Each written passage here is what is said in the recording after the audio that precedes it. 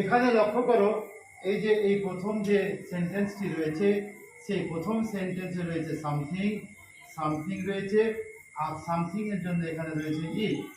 এই বাক্যটিকে noun clause দিয়ে যদি কমপ্লেক্স সেন্টেন্স করতে বলে, তবে নিয়ম অনুযায়ী দ্বিতীয় বাক্যকে আমরা প্রথম বাক্য করব, অর্থাৎ আমরা লিখব I cannot, I cannot hear, I cannot hear লিখব। হেয়ার লেখার পর এই যে বন্ধুরা এই ইট রয়েছে, এটা উঠে যাবে, এখানে ওয়াট দিয়ে যুক্ত করবো আমরা, ওয়াট দিয়ে, কারণ প্রথম বাক্যে রয়েছে সামথিং, ওয়াট উঠে গিয়ে হোয়াট হি সেজ হবে, হোয়াট হি সেজ হবে। তাহলে আমরা পেলাম যে প্রথম বাক্যে যদি থাকে সামথিং এবং সামথিং এর পরে জন্য দ্বিতীয় বাক্যে যদি ইট থাকে, তবে নাউন ক্লজ দিয়ে যুক্ত করার সময় আমরা দ্বিতীয় বাক্যকে প্রথম বাক্য করলাম। যেমন আই ক্যানট হিয়ার, তারপরে হোয়াট লিখলাম, সামথিং উঠে যাবে, I can't hear what he said. Next নাম্বারে লক্ষ্য করো, নেক্সট নাম্বার রয়েছে the train is arriving at এইচসিপুর, এইচসিআর, please tell me the time. তো বন্ধুরা, নাউন ক্লজ দিয়ে যুক্ত করার সময় দ্বিতীয় বাক্যে যদি টাইম থাকে, দ্য টাইম কথাটা যদি থাকে, তবে হোয়েন দ্বারা যুক্ত হবে। এক্ষেত্রে দ্য টাইম, অর্থাৎ এই যে দ্য টাইম এই ওয়ার্ডটা, দ্য টাইম এই ওয়ার্ডটি কিন্তু বন্ধুরা উঠে যাবে।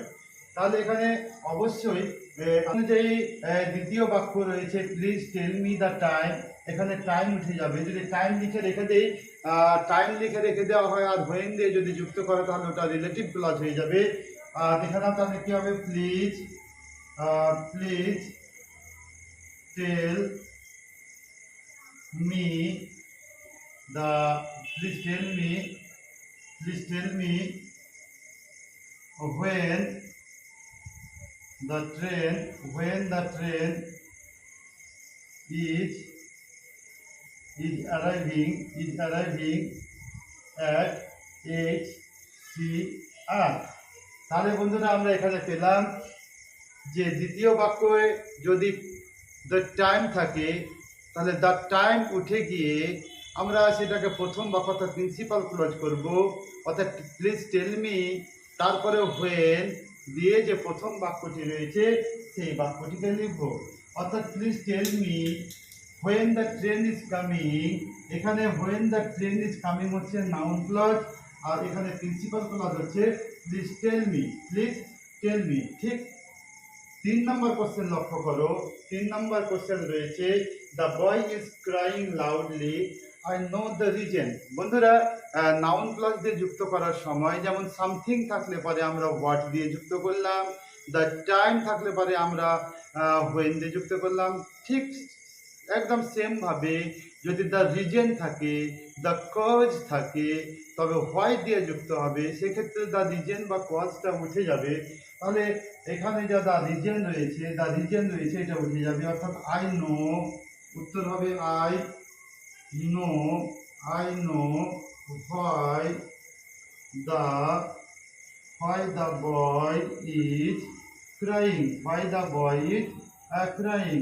তাহলে আমরা বন্ধুরা দেখলাম নাউন ক্লজ দিয়ে দুটি বাক্যকে যুক্ত করতে বললে দ্বিতীয় বাক্যে যদি দ্য রিজন ওয়ার্ডটি থাকে, তবে দ্বিতীয় বাক্যকে আমরা প্রথম বাক্য করব, দ্য রিজন ওয়ার্ডটা উঠে যাবে, তার পরিবর্তে আমরা লিঙ্কার ভয় অর্থাৎ ইন্টারোগেটিভ অ্যাডভার্ব ভয় দ্বারা যুক্ত করব।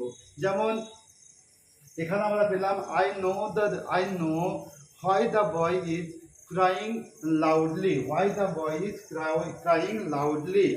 এবার নেক্সট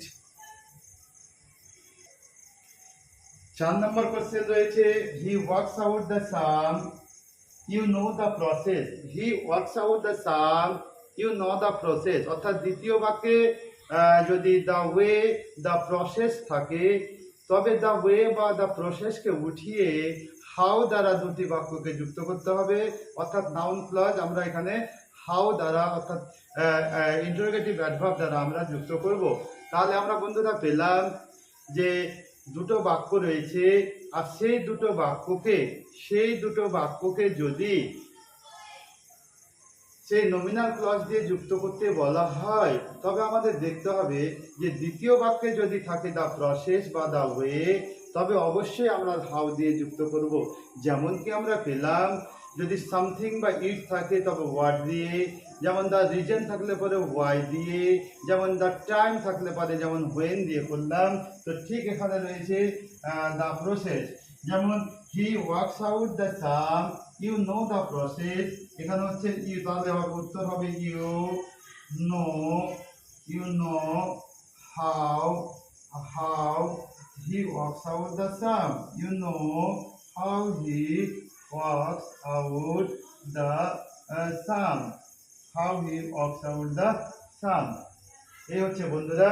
তো আরো নিয়ম রয়েছে, তাহলে আমরা এখানে পেলাম নাউন ক্লজ দিয়ে, নাউন ক্লজ দিয়ে, এই যে নাউন ক্লজ রয়েছে, নাউন ক্লজ দিয়ে দুটো বাক্যকে যুক্ত করতে যদি বলা হয় বা কমপ্লেক্স সেন্টেন্স তৈরি করতে বলা হয় নাউন ক্লজ দিয়ে, তবে আমাদেরকে মনে রাখতে হবে যে প্রথম বাক্যে যদি সামথিং থাকে বা ইট থাকে, তবে অবশ্যই সামথিং এবং ইটকে উঠিয়ে দিয়ে আমরা হোয়াট দ্বারা যুক্ত করব। যেমন he said something, I can't hear it, অর্থাৎ I can't hear what he said, I can't hear what he said. ঠিক তেমনই the train is arriving at এশিয়ার, please tell me the time, অর্থাৎ দ্বিতীয় বাক্যে যদি দ্য টাইম থাকে আর noun clause দিয়ে যুক্ত করতে বলে, তবে দ্য টাইমটা উঠিয়ে দ্বিতীয় বাক্যকে প্রথম বাক্য করব আর হোয়েন দ্বারা দুটি বাক্যকে যুক্ত করব। যেমন the train is arriving at এশিয়ার, please tell me the time, তাহলে হবে the please tell me when the train is arriving at এশিয়ার। He is coming to our house, I know the time, অর্থাৎ I know when he is coming to our house।